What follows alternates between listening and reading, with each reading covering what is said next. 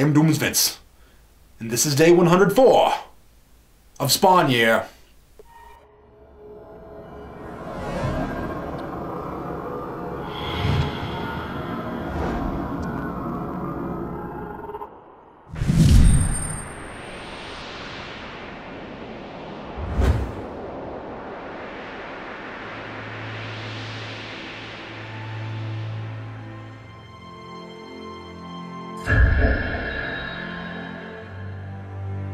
Today, Doomsvince gave me another choice.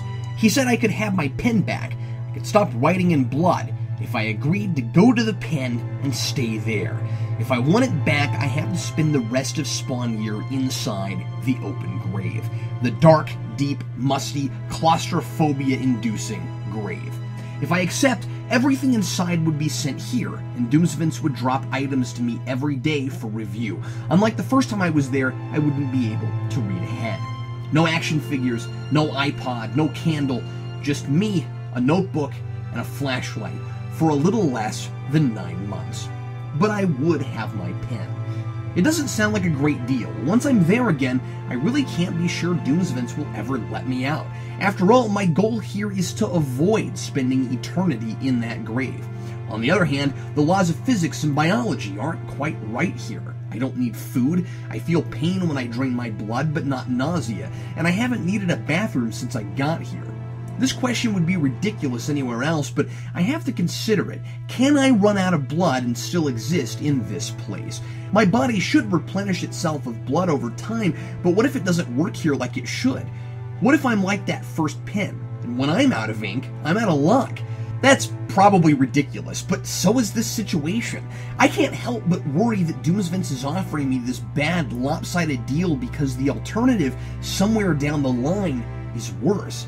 Something about staying in this graveyard that drastically diminishes my chances of success. If only I'd never put myself in this position to begin with. I guess Spawn would call it karma.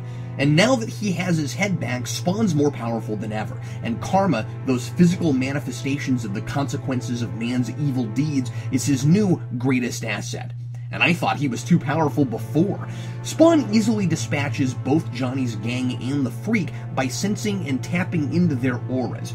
He takes the evil inside them and draws it out in the form of creatures of the night, mostly bats, again throwing nocturnal animals under the bus. If I were a bat, I'd be enormously offended at the portrayal of my species in these comics, and then sends that evil back at them. It consumes them as it desperately tries to get back inside.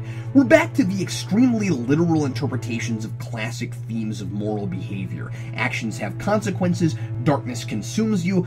Why illustrate those inevitabilities with subtle attempts when you can have Greg Capullo draw a gazillion bats attacking people? Spawn's done a similar trick before, but it was with real animals that already existed. This is just bizarre. McFarlane makes every abstract concept a solid thing Spawn can draw out and manipulate, making evil tangible, and opposite from the TARDIS, it's bigger on the outside. By making it karma, McFarlane seems to be implying that these people made choices of free will that created this evil, not that they're just predestined to be that way. And so while it's, frankly, an odd narrative choice, I'm glad these are people paying for misdeeds instead of just creatures of evil. I don't understand why Spawn can suddenly do this now that he's recovered, crazy fast I might add, from Heaven's Dead Zone. Also, we know Spawn has been able to sense auras in the past, and so can robot gorillas. Apparently it's not that impressive. So even if he couldn't manipulate that evil back then, why didn't he sense it when he met Freak the first time? He should have been able to tell something was really off about him, beyond a few loose screws. But the whole aura business came later, and I'm sure McFarlane hadn't thought of it yet.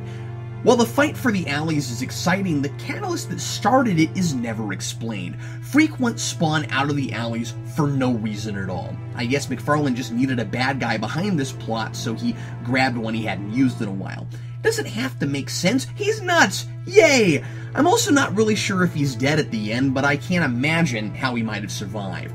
I like that this is a war about what Spawn really is. One side sees him as a savior, a hero, and the other a trespasser, an invader.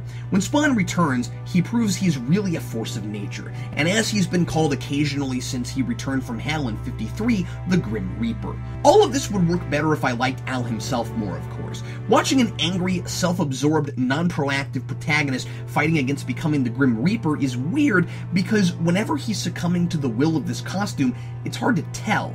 They seem to be about the same, really. But the idea that Spawn isn't a hero or a conqueror, but just a force of nature is interesting, and I still think our central POV character should be someone more relatable, a regular person investigating all this. There's another scene with Cyan turning into a ravenous, crazed toddler banshee. When she loses the shoelace again, just to remind us that's still going on, and during the alley war, Bootsy saves Bobby and knows he'll have to face his consequences from heaven for interfering in earthly events he was only meant to observe. I really appreciate that payoff. And we have another new kind of weird editorial mistake. 2 repeated pairs of narration boxes spread across 2 pages. I wonder what the boxes that were supposed to go in those other panels said. Oh well, it's all just describing what I can already see anyway. And what's with that last panel? Is that supposed to be a cape with no Spawn in it talking to Freak? Or did Capullo actually forget to put Spawn in there? As for my own dilemma, I'm already paying for my most recent mistake, and I hope I'm not compounding it with another by staying here, but I'd rather take my chances than voluntarily go to the permanent hell Doomsvince continues to threaten me with. If my situation is impossible, and Doomsvince has no intention of ever allowing me to leave, I'd rather discover that here than down there. Signed, Captain Logan.